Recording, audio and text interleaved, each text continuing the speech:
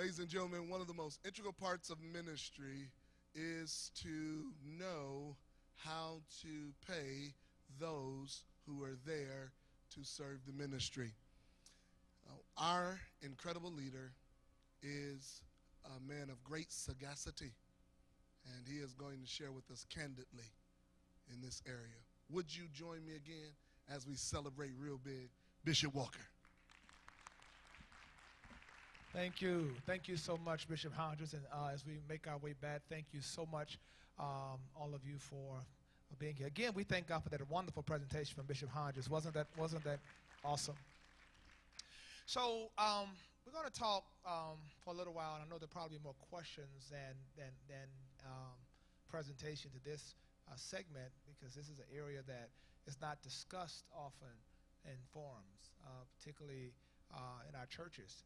Just kind of things that are worked out between deacon boards historically and the pastor, or pulpit committees and the pastor, and etc.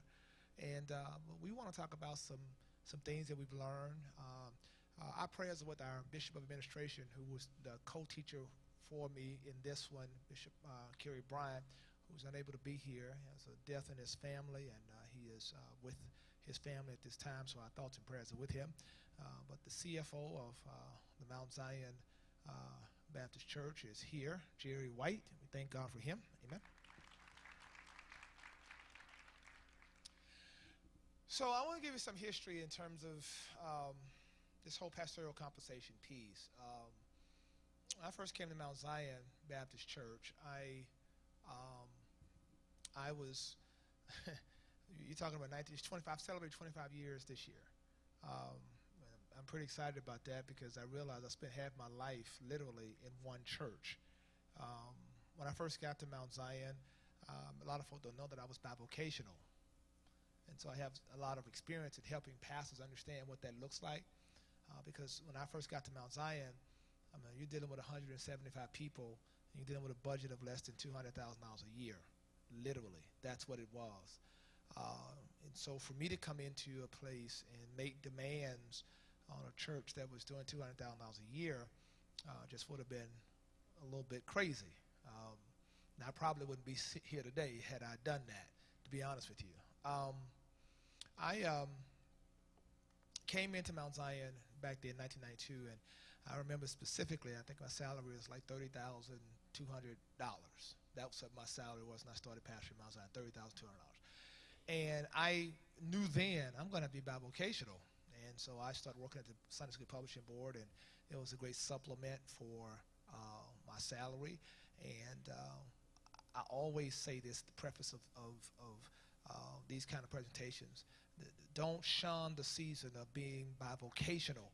It's better to be bivocational and build your church up to a place where they can take you off a job than to just be not bivocational and put a demand on your church and kill it, because you can kill it if you put demands that are greater than the church's ability to manage. Fast forward, our church went from $200,000 a year.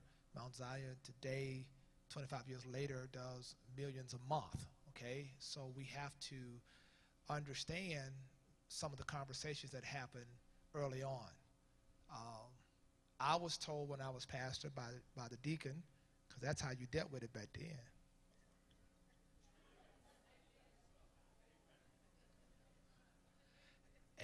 As we grow, you grow. That's what I was promised, right? But there was no system to assure that.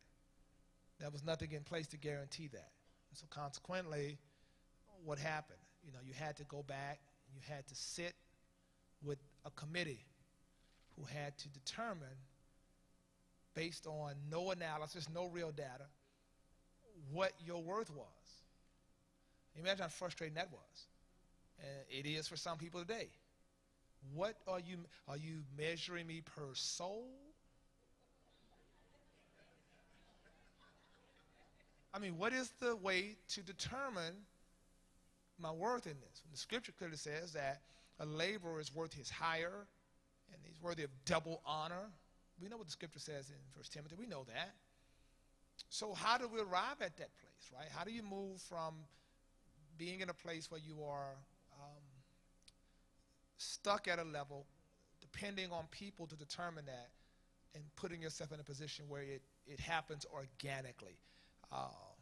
And we're going to talk about that. We're going to talk about some of the things we learned, some of the things we, you know, we got some things right, some things we learned, and we're still getting them right. So I'm going to figure this thing out up here. I want y'all to flow with me. I think I just clicked one. There we go. All right. So clicker. I need a tutorial. I just click right, I assume. Am I doing right? I'm so sorry. Okay, good. Thank you. All right, very good. All right, so let's deal with this. How do you negotiate your initial package? How do you do that? And I want to talk about that because that's going to be important for every pastor, every person in finance who helps make these decisions, all right? A lot of things should be taken into consideration. One is obviously, I think the value you place on, or the value that pastor sees him or herself having in the life of that church. If you're going into a church, and my assumption is everybody here is already a pastor and been a pastor, and so it's not so much now you just negotiating an initial contract, but it may be a situation of renegotiating a current contract. Things have to be taken into consideration. One is looking at the exponential growth of that church. Make no mistake about it. Churches grow often based on the charisma, the teaching, the anointing of the leader. If you don't think that's true, let your pastor miss a Sunday and then look at the offering. Right? Why does the offering go down when the pastor's not there? Because you have to factor in the fact that the pastor brings a level of charisma, expertise, anointing, all those things in that. So a leader has to own that, bring that to the table, and a leader has to look at that and really begin to think about it from the perspective. If you were in any other vocation, Bishop Lockett, if you were in corporate America and you did an analysis and you said, I grew a corporation from this and it grew 50%, I mean, you'd be on the front of Forbes magazine. In the church, it's like, well, so? So what's important as you renegotiate your salary, that you keep that data, your growth trends, your percentages of economic growth. That's what I was tracking early on myself. I was looking at that, $200,000 the first year. The second year was like $525,000. Okay. The third year was pushing like, almost $1 million. Okay. So y'all cool with giving me this with that?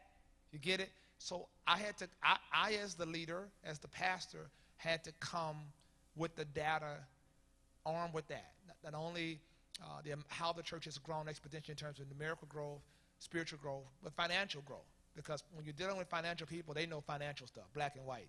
What it is, all right? So that's a critical thing. I think also education needs to be valued, factored into that. I think for those of you who determine or are part of determining your leader's financial situation, it's very important to factor in a leader's academic career. If a pastor has, gotten a bachelor's of theology, they went to a master of divinity and a doctorate, I mean, they should be compensated as such. Because again, you're placing value on education and what they've invested in order to pour back into the church. So these are critical things. Now, moving from personality to parity, the whole measuring the worth against the church's ability to compensate. Now, this is critical because there's a slippery slope, right, between what the church really can do. And those of us, in this room who are Bible teachers will tell you that we recognize that what a church does for its leader inevitably is tied to how that church grows financially. No doubt about it. If a church does not seed and pour into their leader financially, the church will stay stagnant. there is a principle of sowing and reaping. There's a principle of giving to the man or woman of God that allows that church to prosper. And I'm going to talk very candidly about when Mount Zion took this spike up. I'm going to talk about that in just a moment. And Jerry is right about to come here. He wasn't here yet, but I'm going to talk about that in just a moment. But it's very important to understand that as you're balancing those things for the pastor, what you don't want to do is put yourself in a situation where you're burdening your people, all right? But at the same time, the church doesn't want to put itself in a place where you've got a pastor that's anxious about how he or she are going to take care of their family, and it's too much to do all that and then try to hear from God and take care of you. So it's got to be a good balance and a real candid conversation about that, and it's going to require a level of faith in order to really make that decision make sense. Let me move to the next slide. Thank you. Y'all helping me. All right. So how do you fine-tune organizational finances? Training, challenges, vision, channeling victories, confronting vices. All right. So I'm going to let this guy talk a little bit about that because he's instrumental in that.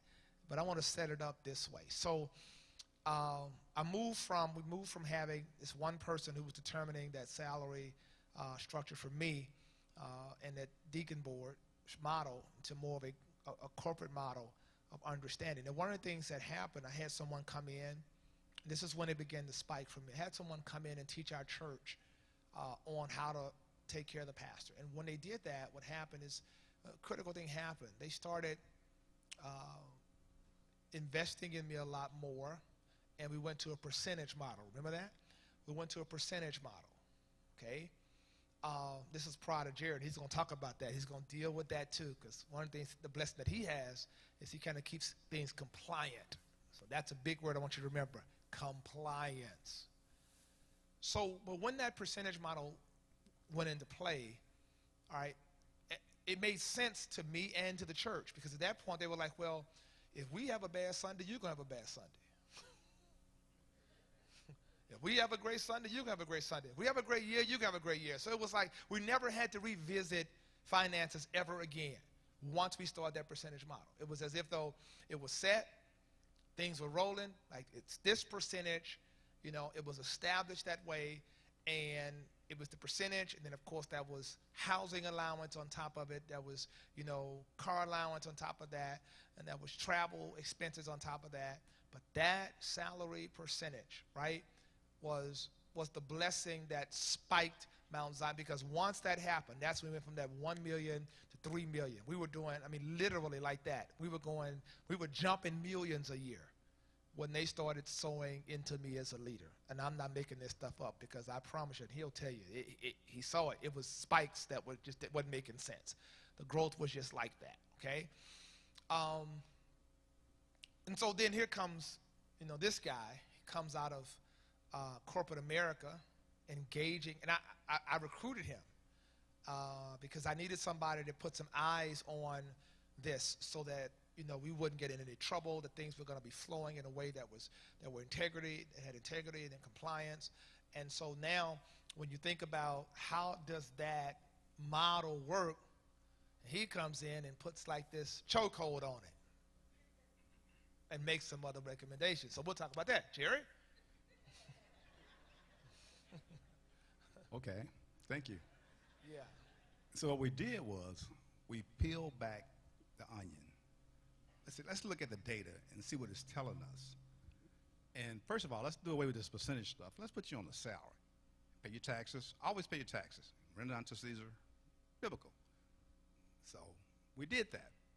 So, but let's do a tiered approach, okay? Let's do a fixed piece, which is your salary, your tax on it. You're an employee of the church, okay? But let's do a variable approach too, because just like you, we wanted to invest in you. Well, guess what? When I first came here, there were like 3 cars out there, one location.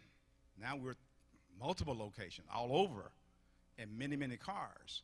So everybody wants to get more, better net worth, okay? So I can't bless you without blessing everyone else, or we can't. So let's say, all right, we'll put you on a fixed piece, and we'll do a variable piece, okay? And the variable, the tiered approach would be like your salary and wages, your anniversary. But guess what? If the people don't give you what you think you need, we'll cover the rest. So we're going to guarantee you your anniversary amount and your retirement, because we're looking at total compensation. Okay? We want to make sure that you're okay. You're not preaching when you're 75, 80 years old. There's nobody here to back you up, etc. So we have all these things. We're thinking about all these different attributes, and we're looking at all these different attributes, and we're saying, okay, maybe we should look at it this way. And what do you plan to be 5 years from now, 10 years from now, 20 years from now? And let's build a model and say, okay, if this happens, maybe you cut back. Somebody talked about that earlier. But if this happens, maybe you increase, okay?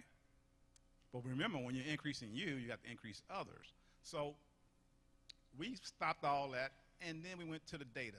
Now, that's very, very important, because we didn't have any reliable data. I mean, it was there.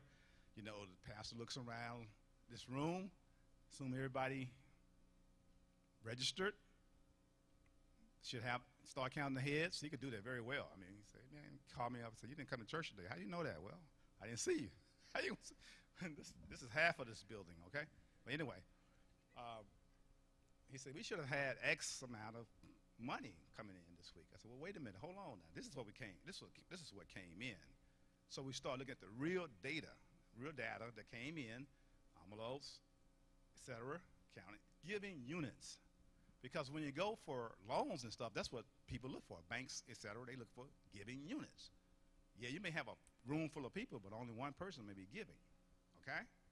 So let's look at giving units, which I introduced him to that, and he had to allow me to do that. Then I said, well, this ain't adding up, so maybe some of the money ain't getting where it's supposed to get. So first of all, we have to get credibility in our gifts, okay? So let's do that.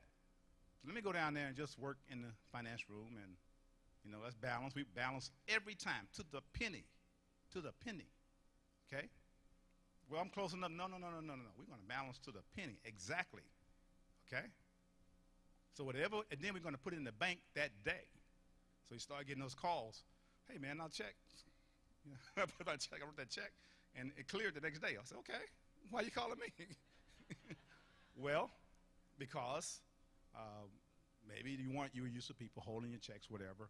We don't hold checks. If you don't have it, that's okay. That's okay. That's between you and God. We don't hold checks. We don't look at W-2s. We don't do any of that. That's between you and God, okay? Tithing is 10%.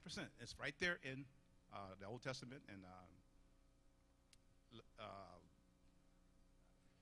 Malachi. Okay, I've been taught well. And if you do more than that, that's an offering. If you do less than that, that's disobedience. Okay? That's between you and God again. We don't, okay?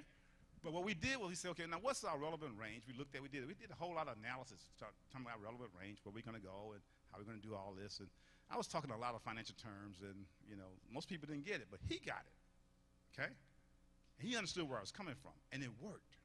It worked. And we built a facility out this is not even our largest facility. We built another facility. And then he said, well, no, it's not going to work, because we're going to have to build this facility, okay? I said, no, we're trying to pay the other facility out. We can't do that. And sure enough, here we are today. We made it a multi-purpose building, and we started services, et cetera, and we did all this because of faith. Our people had faith in what we were doing, and we could back that up because we had credibility out in the business world, our external users. Because if we said we're going to send you a check on this date, we sent you that check on that date, and guess what? They could take it to the bank, and it worked. They could cash it.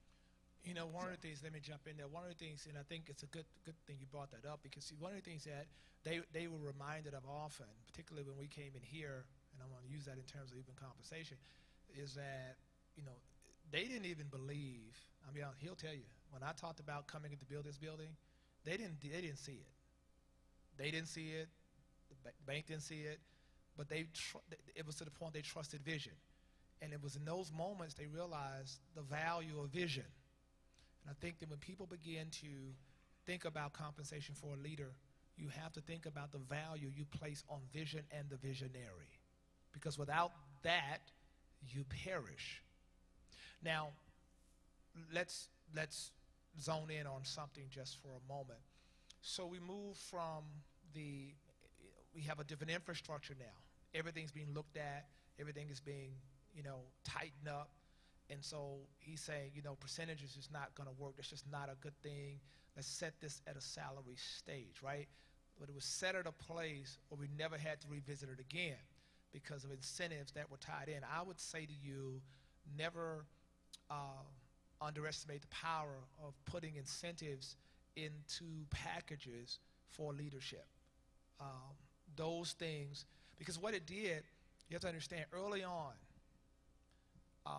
I was doing a lot of revivals that were survivals.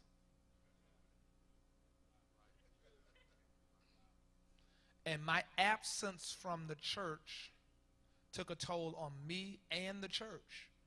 And it really called into question my motive for even going. I was taking engagements because I was like, I got bills. Early on. And so when the church realized this, wait a minute, we can't have our leader just, we want him going on God assignments. We want our leader to be present. And so they put me in a position where I didn't have to go. And so when I go, it's truly a God assignment. It's been like that for over 20 years. When I go, it's a God assignment. And so one of the things that's important, and I want to get a little bit more transparent in terms of pastoral compensation with you. Best practices, if you are on a love offering, please understand you have to pay your taxes.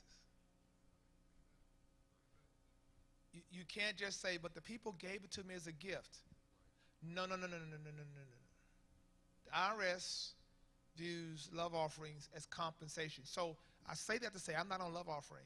I say that to say every gift given to me by Mount Zion is taxed. Do you understand? If they give me, if they say, the church is giving me, we're going to, we're going somewhere. If I'm going on, we're going to send you here, a vacation. That is increase to me. And so I pay taxes on it all. Now, I want you to really understand what I'm saying to you. Because if somebody told me this 15 years ago, whew, I went through one audit in my whole life, and it was like the worst ever. He was there. He went through with me. Thank God, everything was fine. But I had to write that check for stuff that we didn't do in years past. And that was a nice check, wasn't it? Nice check. And it was all because of little things like that we never take into consideration. That money's given to you even on your anniversary are taxed items. And if you're not doing that, make no mistake about it, the day of reckoning will come.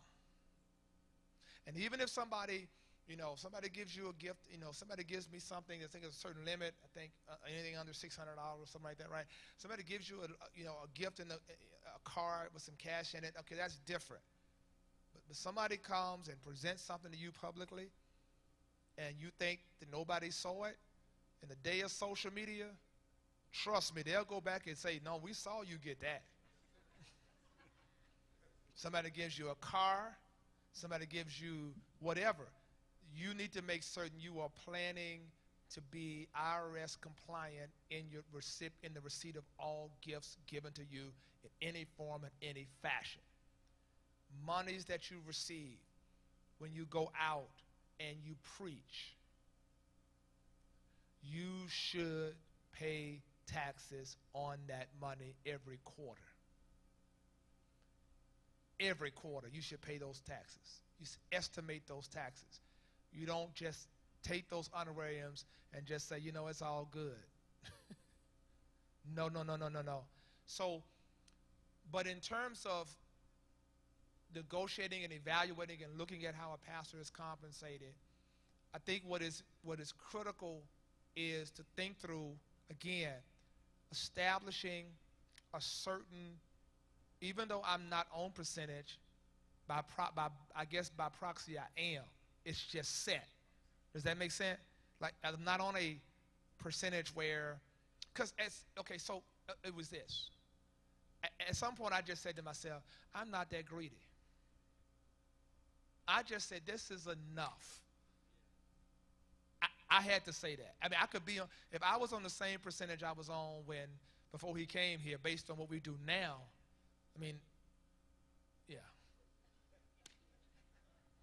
So my rule of thumb is that some of y'all be like, hey, do that. But I mean, when you look at total compensation for your leader, your pastor, your senior pastor, whatever, my rule of thumb is 15%, okay? That's my rule of thumb. But you have to justify that.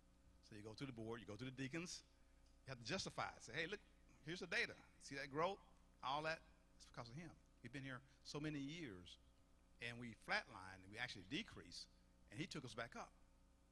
So I have information, I have data I can show you that can justify why we made that decision, okay? And guess what? Now you have the support, okay? You have the support to say why you're doing what you do and why you're giving him or her what they're getting. And it's an independent body. Now, you can bring in an outside compensation specialist and they say, yeah, based upon what this person does and what they've done for the church, they should be making millions of dollars. But who are you comparing them to? Oprah Winfrey? Their entertainment, right? So you say, well, let's compare it to what's going on in the church environment, okay? What are other pastors of similar churches making, okay? Let's look at their total compensation. They may not even be taking a salary. They may write a book, and the book may be a bestseller, whatever. But what is their total compensation? Because they're still getting something from their interface with this church, okay? So as he grew and he was elevated, we had to make sure that we kept that elevation with him, because we want to make sure of one thing, okay, that he's compensated well. Well, two things. He's compensated well, and he stays here. Okay? I've been at one church for 25 years. So he came to a meeting once. I was doing a presentation, and I said, well, look what happens when you go. And I had the data, and it was, you could see the fluctuation week to week. But he said, what's that thing at the bottom? I said, oh, you were gone that week. And that's what happened to our giving.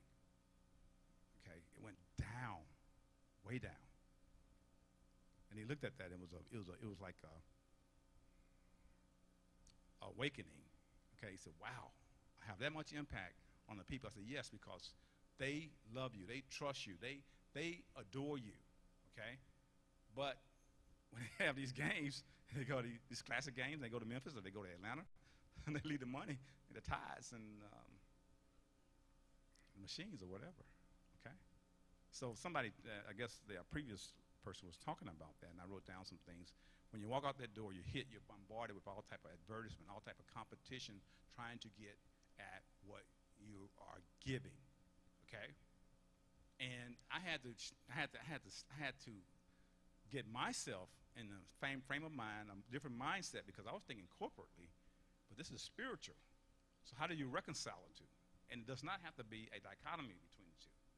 So how do you spiritually reconcile that? Which you did by becoming more spiritually involved and understanding the spiritual world, okay, a lot better, but still holding on to the basic tenets that I learned. And that was huge. And that was a huge, huge thing, because those of you, how many of you are COOs, CFOs, or in the finance of your church? Raise your hand. Okay. All right, great. Thank y'all for being here. There's always this thing like you guys operate in black and white, and you got leaders who operate in the gray. We go. I had to learn. Serving on.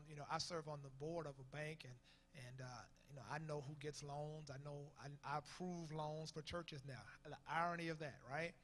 And you start realizing you can't just go to a bank and say, the Lord just, he just, no, it doesn't. You have to know how to move between those two realms. Does that make sense? because they don't understand that. They're looking at giving units. They're looking at all that. So what's very important is that people who operate in finance, that you really do take things like Bible study, being at church, being under your leader's spiritual care very, very seriously, because you don't want to be so corporate that you miss the spiritual implications of what may be happening in your ministry.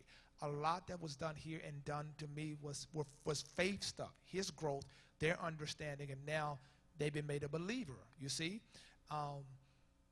Secondarily, let me say this. It's in looking at compensation, there is a salary. And, of course, we just said, I think the fair zone in that is somewhere between 10-15% in terms of just compensation. So when you look at it, whatever your salary is based upon your budget, you should kind of fall somewhere into there, all right?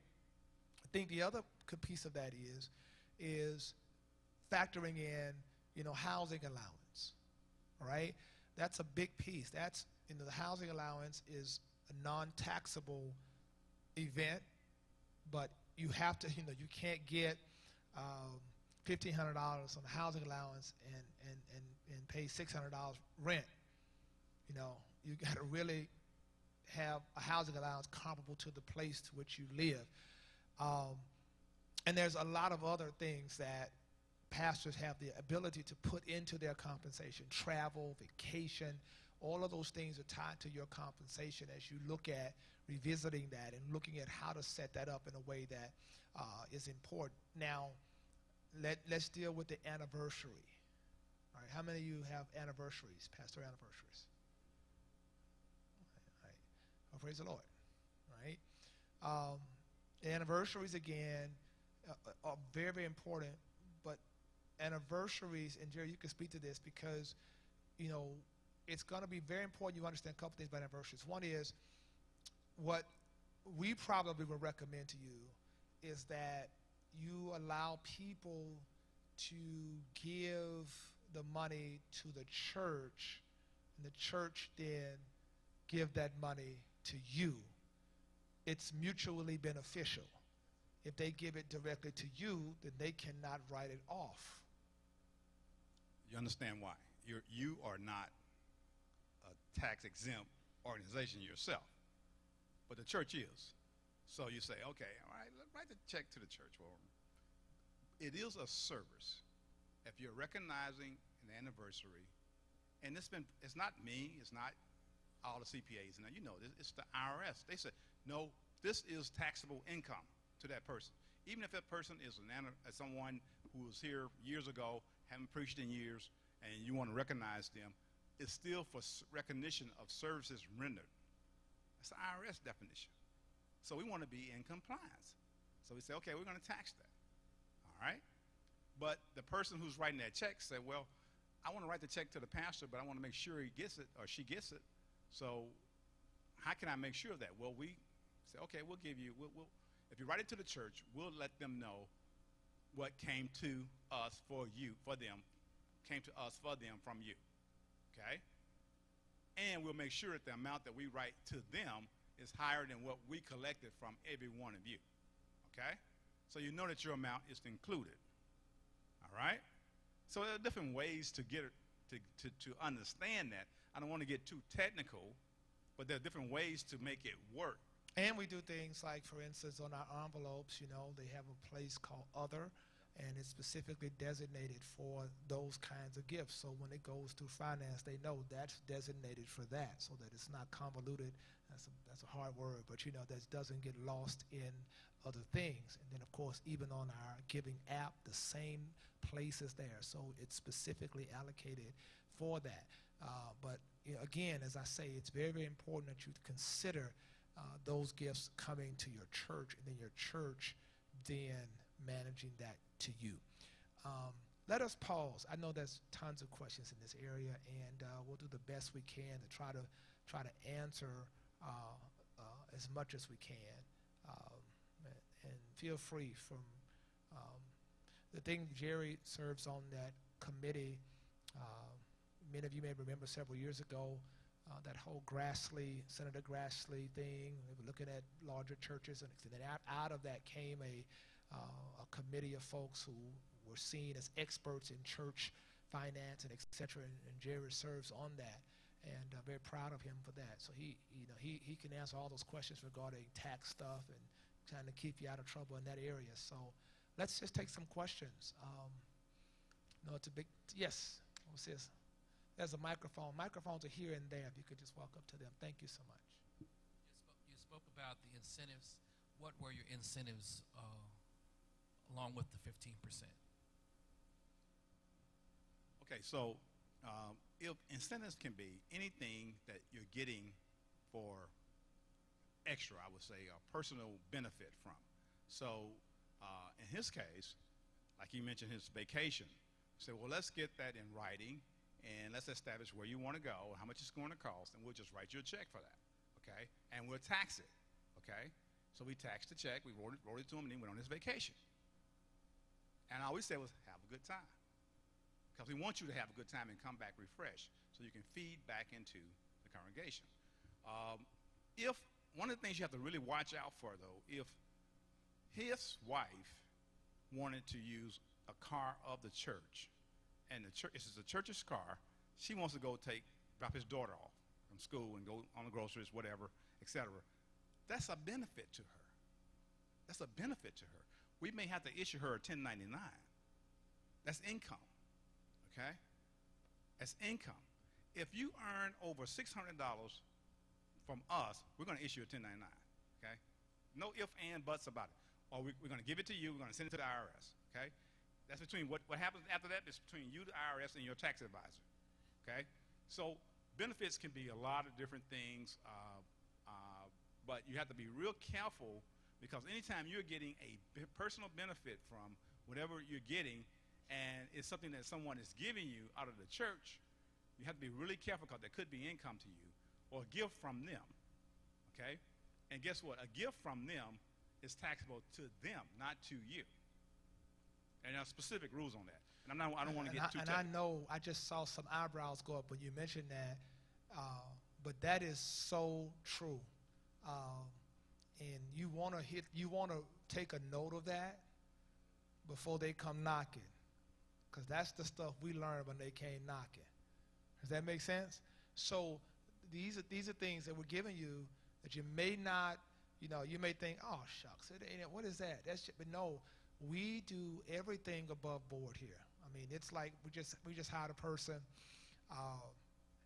this last week, and the funny thing about it, he said to me, I had to call my mama because I felt like I was working for the FBI, all the paperwork and all the stuff I had to do, because we take compliance so seriously here, like every single thing, down to everything when it comes to compensation and everything else.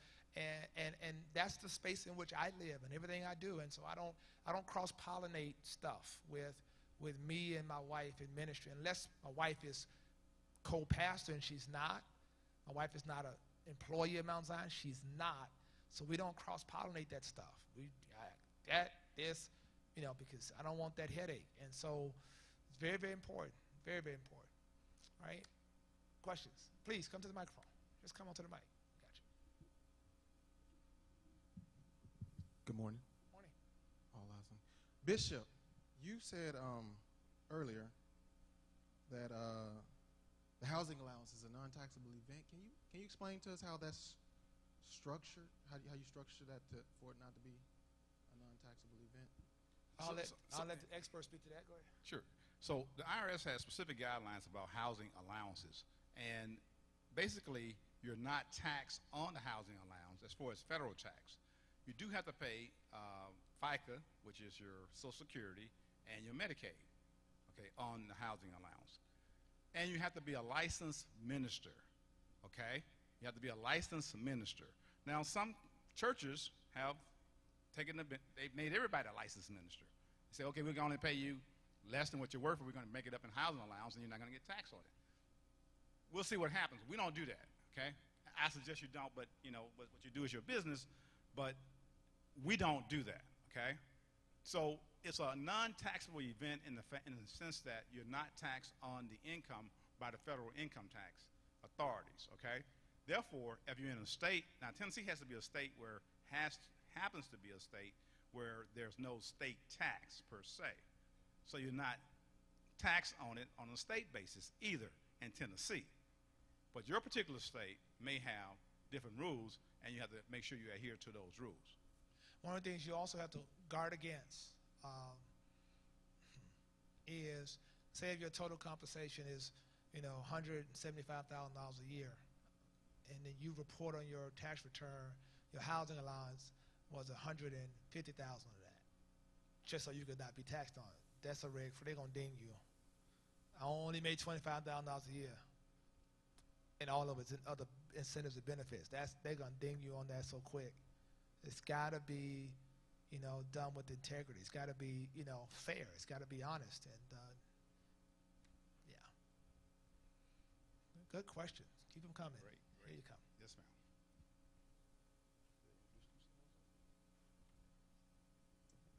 Good morning. Good afternoon. Morning. You said that 10 to 15% was a rule of thumb for pastoral compensation. Under your rule, okay, or a guideline we should use. Yes. Under what circumstances would that be increased, say 20, 30%? Such as a low operating budget of the church, annual operating budget of the church, that we would need to increase the pastoral compensation more than that 15%? I would think that you would have to have some support to increase or even decrease that amount, okay? Now, I just use it as a rule of thumb, and then I try to look at the variable components. Once an amount becomes fixed, then it's part of your fixed expenses, so it's going to keep recurring every year. Your attendance may go up or down. Your tithes and offering may go up or down, but you're still tied to that amount, okay? So I'm really careful about how I do that. And I always go to the board, to Bishop, and say, look, here's where I think we should be. Here's where I think we're going to land. And we do an analysis to support that, okay? But I would say that if you have to have the support, and it's better if that support can be backed up by data, absolutely better. And there's an independent party making a decision, say, okay, we see it, we agree, and we can support increases or decreases based upon whatever it is. And one of the things that, back to kind of answering for Satterfield's question and yours, one of the things that you have the opportunity to do is to say things like, if the compensation is 15% and it's fixed, you can say, listen, at the end of the year, when all bills are paid, the church has realized a certain net, that the church may give 3% of the net to the leader as a bonus, as a retainer.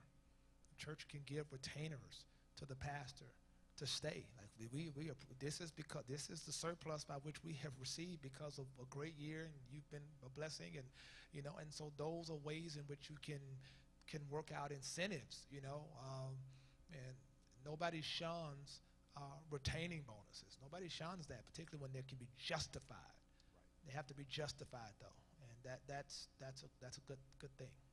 Right? Yes. But I did want to just clarify that that's just my rule of thumb. That does not have to be yours. And I would look at my particular circumstances, at my particular situation, at my particular church. When I say mine, I'm speaking of everyone in this room, because all circumstances vary, okay? And you have to look at your variable circumstances and support them. Yes. Yes, I know that you mentioned the income was grossly affected by when Bishop would be out. And unfortunately, I know that is the realization across America and all of our churches. What contingency plans or succession plans do you have? Because I know that banks ask, what would you do in the event that he had to be out for an extended period of time? Unfortunately, Bishop's wife died, and he was gone for, we say, just go out, go away, and mourn. And he was gone for several weeks, and our earnings took a hit, okay? But they came back up when he came back. So, again, my rule of thumb is that I look for 7 consecutive points before I shift. And when I say shift, there's a relevant range that we're looking at. Say, okay, the income may vary from week to week, but it's going to be within that range. And at some point in time, if I have 7 consecutive upsides or downsides, I'm going to shift. Now, that's my analytical approach.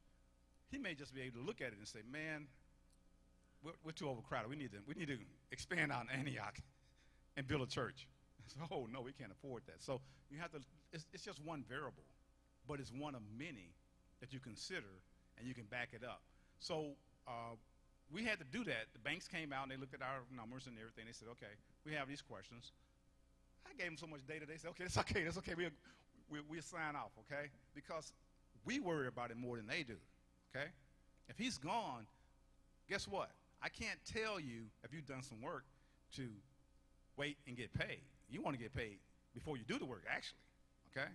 So if he's gone, we have to prepare for that. That's why we're going to talk about budgeting later, but you have to do a preparation to prepare and try to put yourself in a situation where you can always have that credibility with your outside external resources. To a couple of things to that, and I'm coming to you, Pastor, is so it's important that the pastor has a good disability policy. It's very important. A pastor has a good insurance disability policy if a pastor has to be out for an extended period of time, so that the church can still compensate that pastor receives that disability. But if it comes to the fact that you know the church is taking a hit, the pastor's in a better position to say, no, I'm good because I have that policy that's taking care of me. That's huge. And we'll hear about insurances this week too. Secondly, it's what they do well, and they'll talk about it in budgeting, is forecasting. We forecast in Mount Zion for snow days. They forecast if something happens to me. They're like, we want to stay a couple of Sundays ahead of ourselves, so if we have a down Sunday, we don't miss it. We're not panicking, you know? 200 people a month get checks here, right? Over 200 people? Yeah.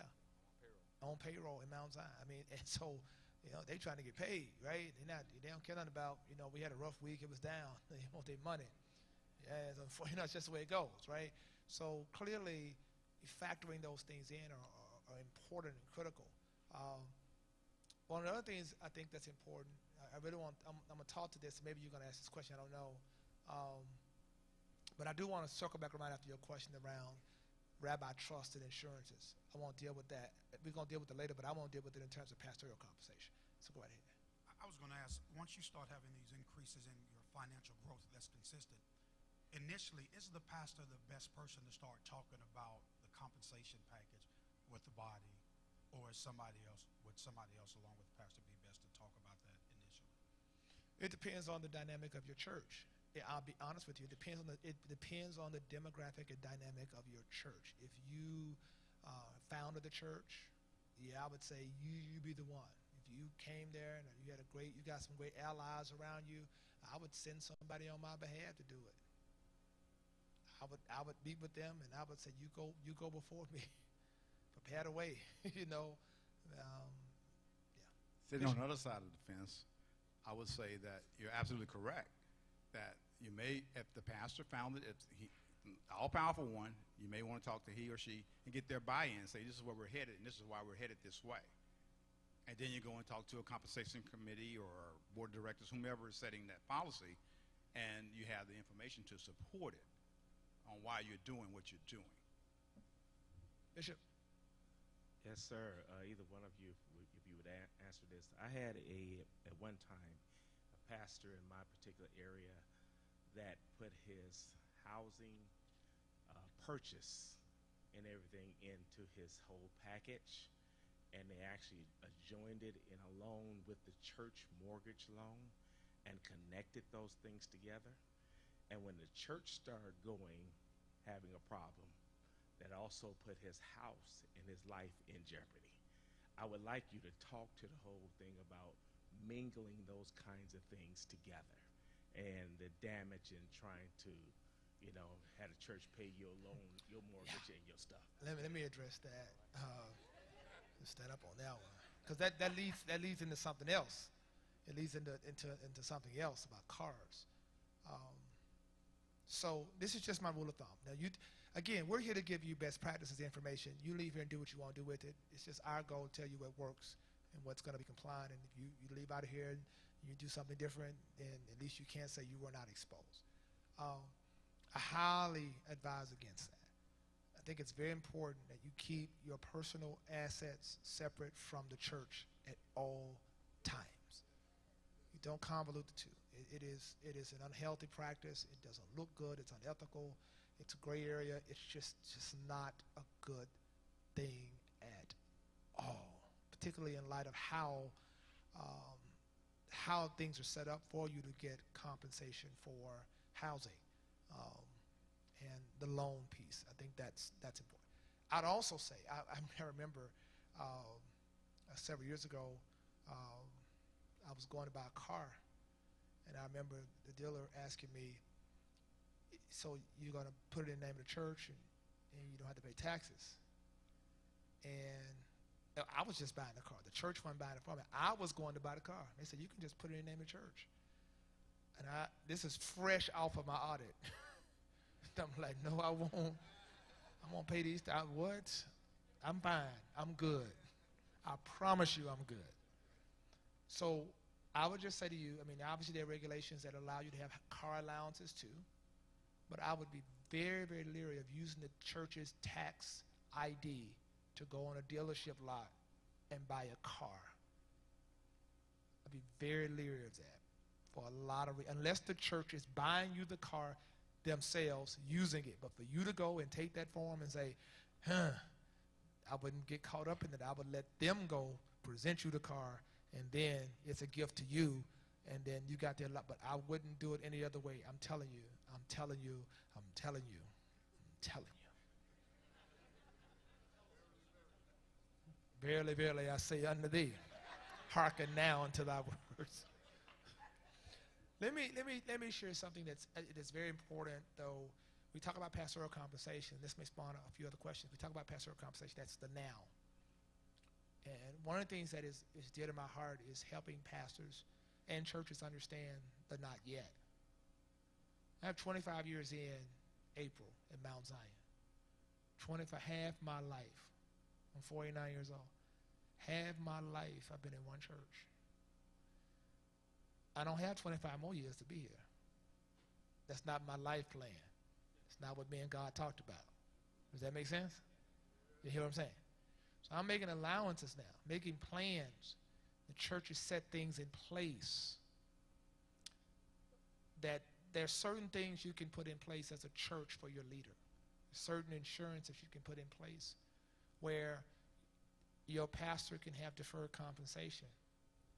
And it's an insurance product that's available out there that a church can feed that insurance product that at age 64, 65, the pastor's able to draw down compensation every single month. And then at that pastor's death, because the church owns that policy, there are arrangements that can be made between that pastor, that church, and that spouse based upon the church getting a percentage at the pastor's demise that covers the amount that they put in, and then the benefit, the other remaining beneficiary amount goes to that family so that that pastor's wife or that pastor's husband is taken care of. So now you're taken care of at retirement, and at your passing, your family's taken care of, and the church didn't lose nothing because they got back what they put in it the whole time. Those products are huge.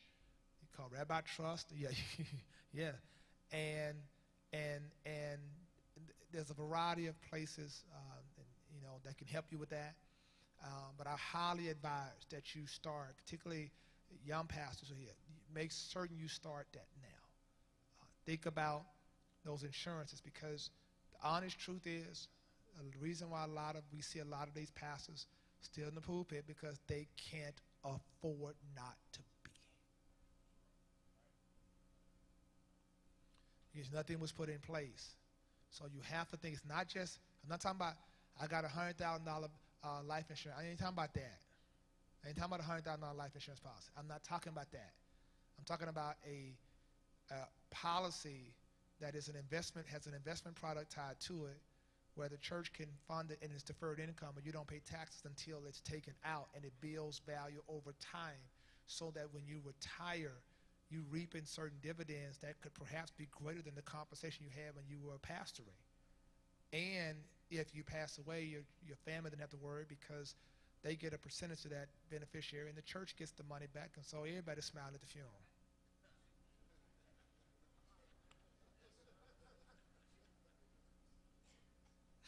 Love say maybe at the reception, but you understand what I'm saying, because it's important to understand that, to set things up for the long term, the long haul. And so these kinds of products are out there, and you research them. Deferred compensation, I live by that. Deferred compensation.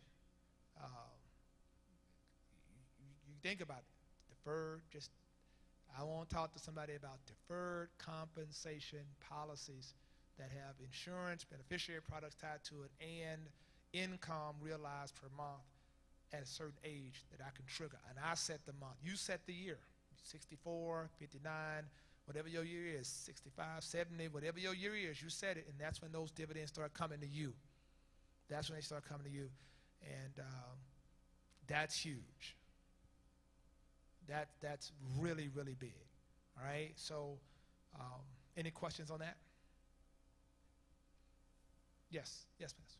It's not concerning what you just talked about, yeah, sure. But it's about, I came in the pastor 5 years ago, and the church that was built was a lot of the members put their homes on the line. Yeah. Wow. How do I come from under that, and can I come from under that?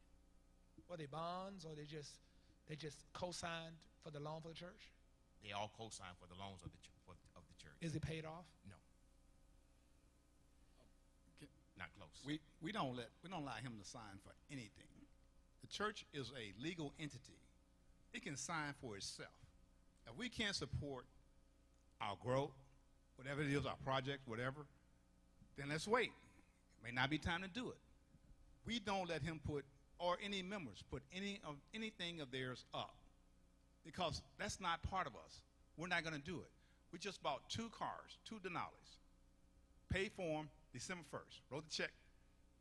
All done. Okay? All done. First thing they asked us 2 years ago, well, who's going to co-sign? I said, no, the church is going to co-sign. We have financial statements. We'll give you that. You can look it up. You can bring send somebody out. We had the information. But we're not personally liable, so no one had to put their home up or put their reputation aside or whatever, because the church could stand on its own, because it was a legal entity organized, established in 1961. We became an organization in the state of Tennessee, okay? Therefore, what? No. But to your point, Pastor, in my little novice understanding of the world in which they live all day long, they live in the third heaven of finances. All the time. My recommendation would be to you, and I don't even know if it's possible. You should probably talk to Citizens Bank while you're here, to see about if there's a way to refinance that loan and get those folks money back to them and free and clear that to the church. I don't know if it's possible, but Citizens Bank is here, and they specialize in this. They do it. This is what their area is, and that's why they're here as a resource. Thank God for that. But that, to me, I think is the way out of that, is a refi that says the church now has built up enough equity, enough giving units to sustain itself. Maybe you've been there 5 years. Maybe it looks different now than it did when you first got there. So this stuff predates you. So the trends, the data, all the giving units, that stuff has changed. It might support a refi that allows them to be taken off of it and to be given, or whatever. I don't know if they invested in it or just got their homes on the line.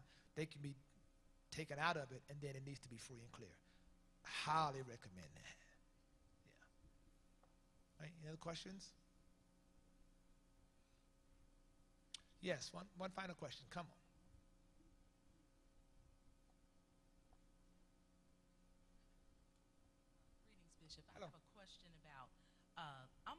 leadership, and so sometimes I will solicit those in my group to sow into our pastor. Our church loves to sow a seed. So I want to make sure that even as a leader that I'm doing this properly. For example, let's say it's his birthday, and there's 20 people in Ministerial Alliance, and I say, okay, I won't start with the first $200 as the leader, or 5 or whatever. But then others sow. And so do we keep a list, and then we we hand it over to the finance department, and then we do the warm handshake to our pastor? I want to make sure that we want to do this. Do we give him the cash, and then but we give the names and the dollar amounts of the people who sold to the financial department? Want to make sure that we do this right, or do we have to do that? That's my question. That's a very good question. What we normally do, if he has a birthday every year, and we celebrate it, and we have a situation like that where someone wants to give it to him. Well, but that's income. We say, well, let's just pay taxes on it. Give us a list. If they want to take it as a deduction, give it right to the church. They're going to give it to you personally. Okay, give it to you. Okay. But don't call us expecting that we say, where's that on my tax statement at the end of the year? Well, because it's not deductible. Okay? Right. So we'll tell you that up front. Okay? You say, well, we just want to want to bless them anyway. We don't care. We just want to bless them. Right. That's fine. Right. That's okay. Right. And he will take it, and he will say, well, this is income, so I'm going to put this down as income. And then we just give it to the auditors and the tax people, and they say, well, it's taxable or not based upon his tax. And that's what I do. So what you're doing is perfectly fine, giving it that way. If 20 people give him $200, wonderful, right?